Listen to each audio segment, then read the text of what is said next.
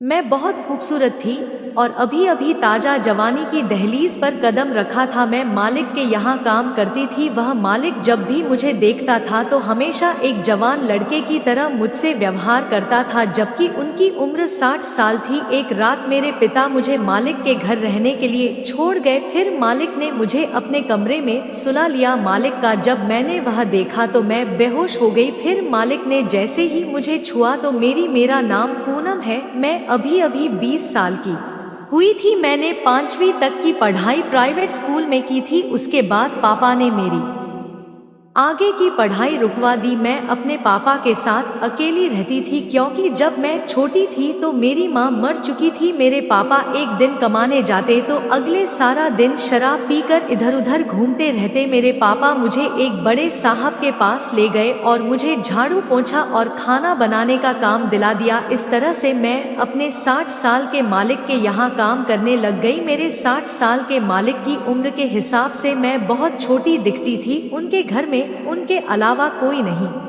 था। मैं अभी अभी जवानी में प्रवेश हुई थी। मैं तो मालिक को 50 साल का समझती थी, लेकिन उनकी उम्र मुझे जल्द ही समझ में आ गई कि वह क्या कर सकते हैं, यह मुझे पता नहीं था। मेरे पिता मुझे हर दिन मालिक के घर छोड़ने जाते थे। मालिक के घर का खाना बनाती और झाड़ू पोंछा करने का काम करती थी। मेरे मालिक की उम्र अभी 60 साल थी। वह अपने घर में अकेले रहते थे। आज शाम को पापा मुझे लेने नहीं आए। मैंने काफी देर तक पापा का इंतजार किया। मुझे गेट पर खड़ा देखकर मालिक मेरे पास आ गए और उन्होंने मुझसे कहा कि मुझे लगता है कि तुम्हारे पापा आज तुम्हें लेने नहीं आएंगे, इसलिए उनका इंतजार करने के बजाय घर के अंदर आ जाओ। फिर वह बोले, मुझे बताओ कि तुम्हारे पापा रात को 9 बजे के बाद कहाँ जाते हैं।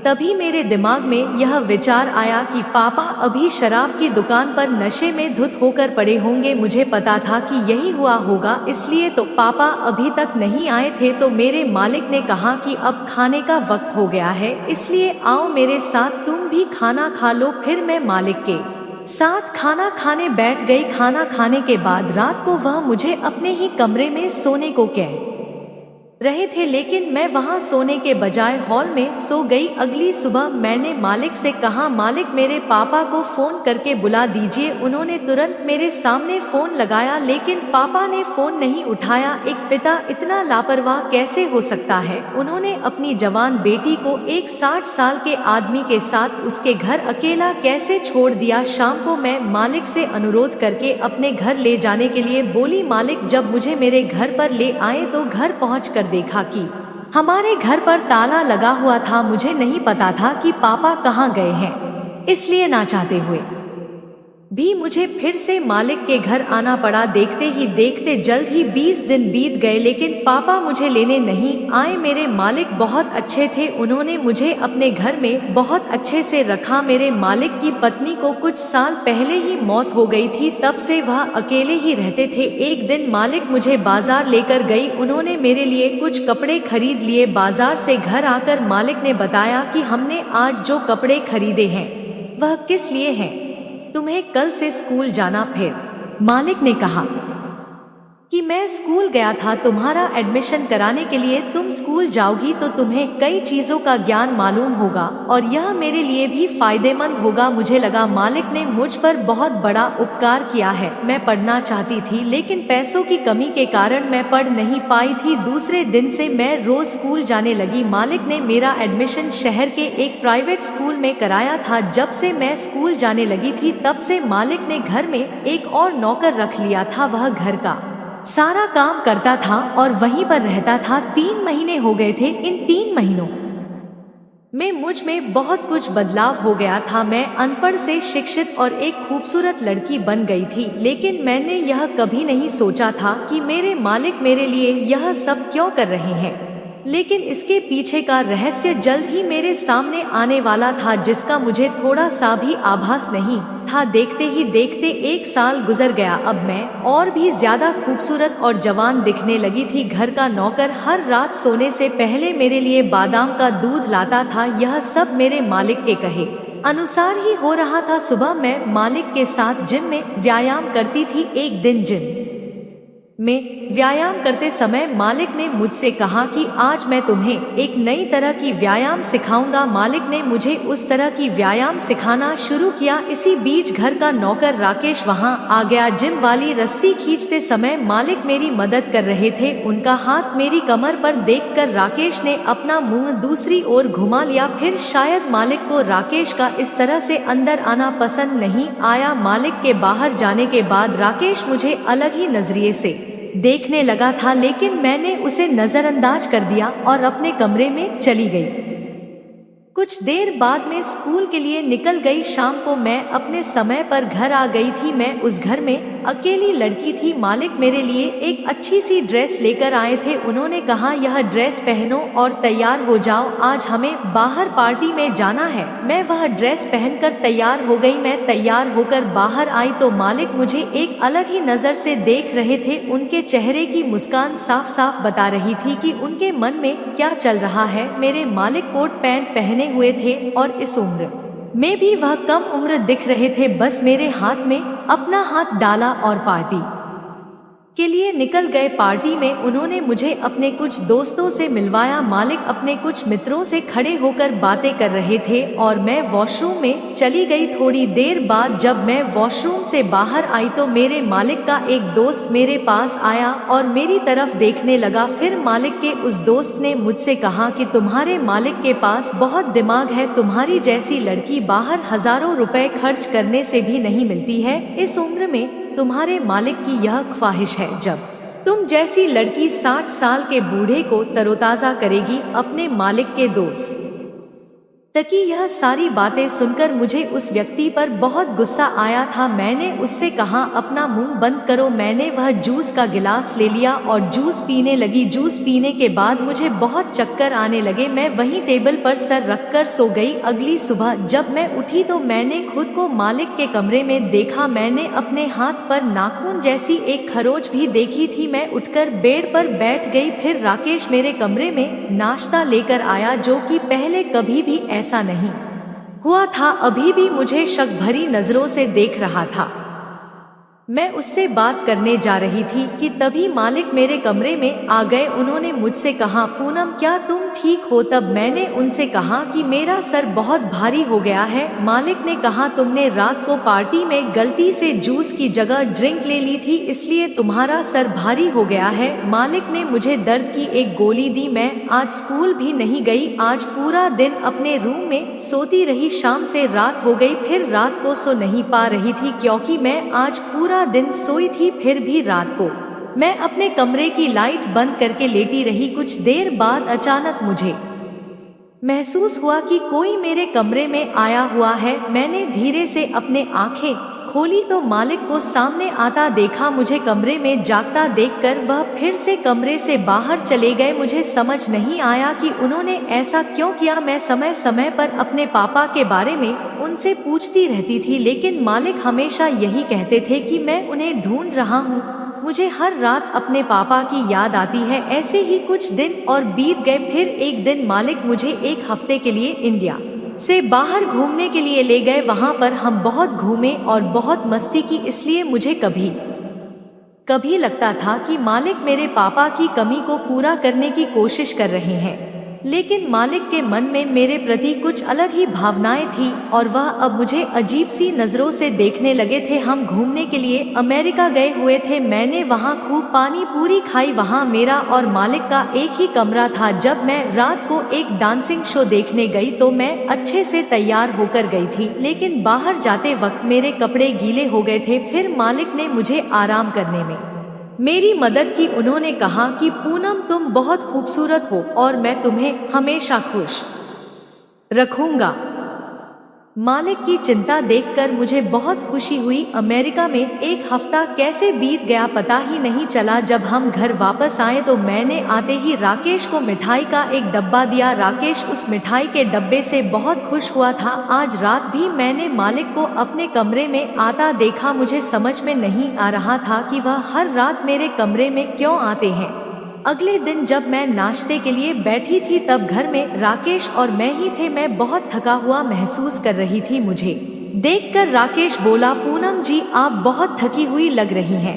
रात को मालिक आपके कमरे में आए थे, इसलिए शायद आप थक गई होंगी। मैंने उससे कहा तुम क्या कहना चाहते हो मेरा? इतना कहते ही राकेश बोला पूनम जी मुझे माफ करें, गलती से मेरे मुंह से यह शब्द निकल गया। मुझे लगा कि राकेश मुझसे कुछ कहना चाहता है, इसलिए वह ऐसी बातें करता है जो मेरी समझ से बाहर होती थी। मैं उसकी बातों को नजरअंदाज करना ही बेहतर समझती थी। अगले दिन मैं स्कूल के लिए निकल गई। मैंने आज पूरा दिन स्कूल में बिताया। पापा की याद में मुझे बहुत ही रोना आ रहा था। तभी मालिक मेरे कमरे में आए। वह मुझे रोता देखकर मुझसे पूछने लगे, क्या हुआ पूनम, तुम रो क्यों रही हो? मैंने कहा मालिक मुझे पापा की बहुत याद आ रही है। मालिक मुझसे बोले बहुत ही जल्द मैं तुम्हें तुम्हारे पापा के पास ले जाऊंगा। फिर मालिक ने बिना कुछ कहे मेरे आंसू पहुँचे। थोड़ी देर बाद वह मेरे कमरे से बाहर चले गए। मैं आज पूरी रात सो नहीं पाई थी, इसलिए मैं उठकर कमरे से बाहर चली गई। मैंने खिड़की से बाहर देखा तो वहाँ मैंने देखा कि मालिक अपने शरीर पर कंबल डाले हुए किसी को पैसों की गड्डी दे रहे थे। मैं खिड़की के करीब गई और देखा तो पैसे लेने वाला व्यक्ति कोई और नहीं बल्कि मेरे पापा थे। लेकिन इतने पैसे क्यों ले रहे थे मुझे समझ नहीं आया। मालिक जानते थे कि मैं अपने पापा की याद में रोज रोती हूँ। वह मेरे पिता को मुझसे मिलने का कहकर उन्हें पैसे क्यों दे रहे थे? यह सब क्या चल रहा था मेरे पापा और मेरे मालिक के बीच? मुझे कुछ भी समझ नहीं आ रहा था। मैंने सोचा कि पापा को आवाज दूं, तभी पापा वहां से पैसे लेकर चले गए। मालिक भी घर की ओर आने लगे थे। मालिक के घर के अंदर आने से पहले मैं जल्द सो गई। कुछ देर बाद मालिक घर के अंदर आ गए, फिर वह कमरे में आए। उस समय मैंने अपनी आंखें बंद कर ली। मालिक मेरे कमरे में आकर मेरे चेहरे पर हाथ फेरने लगे थे। थोड़ी देर मेरे शरीर को छूने के बाद जैसे ही वह कमरे से बाहर निकले मैं कांपने लगी। पिछले कुछ महीनों से मालिक मेरे साथ क्या कर रहे थे? वह मीठी मीठी बातें करके मुझे अपने घर में क्यों रख रहे थे? अब मेरे सामने कई सवाल खड़े हो गए थे। मैं आज रात देर से सोई थी क्योंकि मैं रात को यही सब सोच रही थी। सुबह जब मैं उठी तो मेरा शरीर बुखार से तप रहा था। फिर मालिक ने डॉक्टर को घर बुलाया और घर पर ही मेरा चेकअप कराया। डॉक्टर ने मुझे कुछ दवाइयाँ दी और चले गए। मालिक आज ऑफिस नहीं गए थे और वह सारा दिन मेरा ख्याल रखते रहे। उन्होंने मुझसे कहा तुम इस तरह बीमार कैसे हो सकती हो? तुम्हें मेरे लिए जल्दी अच्छा होना पड़ेगा। मालिक की ऐसी बातें सुनकर मैं बहुत हैरान हुई थी। आखिर उनका कहने का मतलब क्या था? फिर 8 दिनों बाद मुझे बेहतर महसूस होने लगा। मैं पापा और मालिक को रात में मिलते देखी थी। मैंने मालिक से इस बारे में अभी तक कुछ नहीं पूछा था क्योंकि मैं उनकी असली सच्चाई जानना चाहती थी। पिछले कुछ दिनों से मेरी रातों की नींद हराम हो गई थी। आज भी आधी रात को मेरे कमरे का दरवाजा खुला, कमरे में धीमी रोशनी जल रही थी, बाकी सब तरफ अंधेरा था। दरवाजा खुला और फिर से बंद हो गया था। कुछ ही पल में मुझे लगा कि कोई मेरी बगल में सो रहा है। अचानक मुझे अपने शरीर पर एक हाथ रंगता हुआ महसूस हुआ। धीरे धीरे हदें पार हो रही थी। फिर उसने मेरे वजूद को दबोचना शुरू कर दिया। तभी मेरी आंख खुल गई और जल्दी से उठकर मैंने कमरे की लाइट जला दी। फिर मैंने राकेश को अपने बिस्तर पर लेटा हुआ देखा। गुस्से से मैंने उसे पूछा तुम मेरे साथ क्या कर रहे थे? मेरा इतना कहते ही राकेश चौंक गया। फिर मैंने उससे कहा मैं तुम्हारी यह हरकत मालिक को बताऊंगी। मेरा इतना कहते ही राकेश के मुंह से निकल गया तुम हर रात खुशी खुशी अपने मालिक के साथ रात बिताती हो। अगर तुम एक रात मेरे साथ बिता लोगी तो क्या हो जाएगा उसके? इतना कहते ही मैंने उससे कहा तुम यह क्या बात कर रहे हो? फिर उसने बोलना शुरू किया मैं रोज रात को देखता हूँ मालिक आधी रात को आपके कमरे में आते हैं और समय गुजार कर चले जाते हैं। मैं सब कुछ समझता हूँ। मैं जानता हूँ कि तुम भी मालिक की एक नौकरानी हो और एक नौकरानी पर ऐसी दया कोई नहीं करता।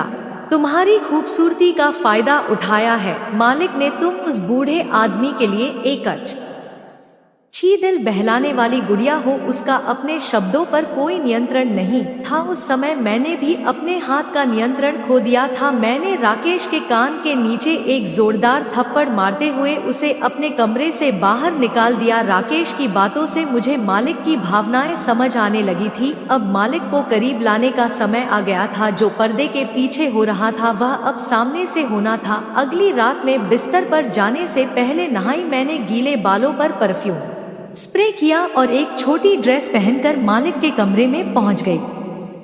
उनके कमरे में हर तरफ अंधेरा था। मैं उस अंधेरे में रोशनी डालने के लिए वहां गई थी। मैं धीरे धीरे मालिक के करीब गई। मैंने अपने गीले बाल मालिक के चेहरे पर घुमाना शुरू कर दिए। मैंने उनका हाथ पकड़ा और तभी मालिक ने अपने कमरे की लाइट जला दी। मालिक मुझे देखकर बोले, ये तुम क्या कर रही हो पूनम, तुम होश में तो हो, तुम यह गलत कर रही हो। तभी मैं मालिक से बोली, अगर मैं गलत कर रही हूँ तो आप उस रात के अंधेरे में मुझसे छुपाकर मेरे पिता को पैसे देना और रात को मेरे कमरे में आना और मेरे पास बैठना, मेरे वजूद पर हाथ फेरना, यह सब क्या था? आप मुझ जैसी नौकरानी पर इतना उपकार कैसे कर सकते हैं?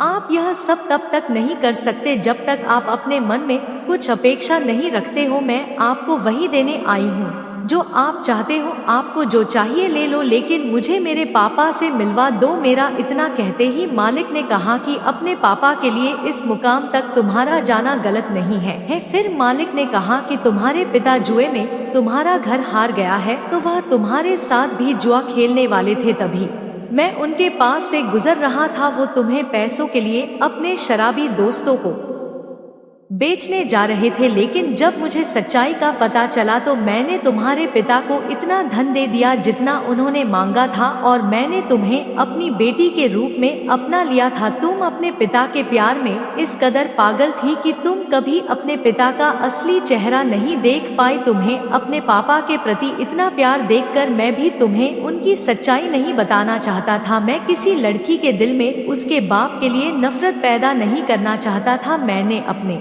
बच्चे को जन्म नहीं दिया। मैं और मेरी पत्नी एक प्यारी सी बच्ची चाहते थे।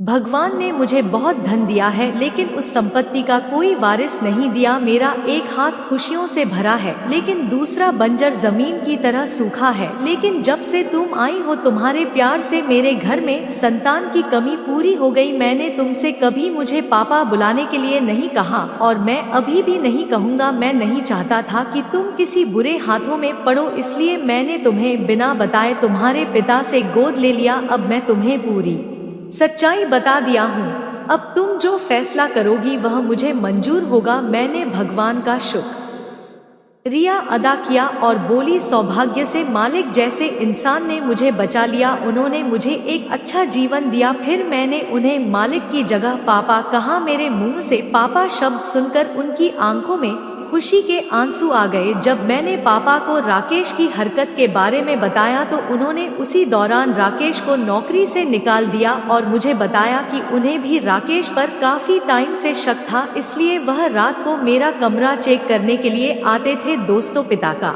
कर्तव्य सिर्फ बच्चे पैदा करना नहीं होता, बच्चे को अच्छी शिक्षा देना और उसकी अच्छी परवरिश भी देनी होती है। तो दोस्तों, यह थी आज की कहानी। आपको कैसी लगी हमें कमेंट में जरूर बताएं।